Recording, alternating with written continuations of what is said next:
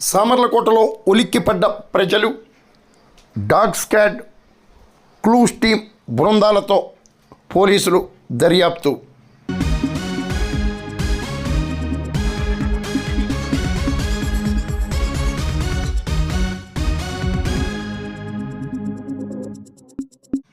సామర్లకోట పట్టణంలో ఒక రిటైర్డ్ ఉపాధ్యాయురాలు ఇంట భారీగా బంగారు, వెండి ఆభరణాలు చోరీకి గురికావడంతో పట్టణ ప్రజలు ఉలిక్కిపడ్డారు. సామర్లకోటలో తరచూ చోరీలు, బైక్ చోరీలు కొనసాగుతుండటంతో ప్రజలు సర్వత్రా ఆందోళన వ్యక్తం చేస్తున్నారు.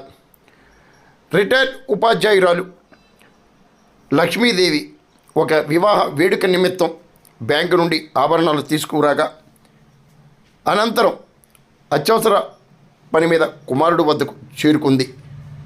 కానీ ఇంతలోనే సామర్లకోటలోని స్వగృహంలో చోరీ జరిగిన విషయం తెలుసుకుని హైదరాబాద్ నుండి వచ్చినట్లు బాధితురాలు లక్ష్మీదేవి వివరించారు.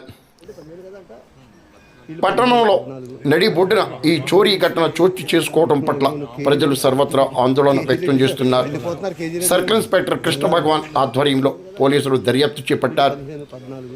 కాకినాడ నుండి, వైజాగ్ నుండి డాగ్ స్క్వాడ్, క్లూస్ టీం సభ్యులు ఘటనా స్థలానికి చేరుకుని దర్యాప్తు చేపట్టారు.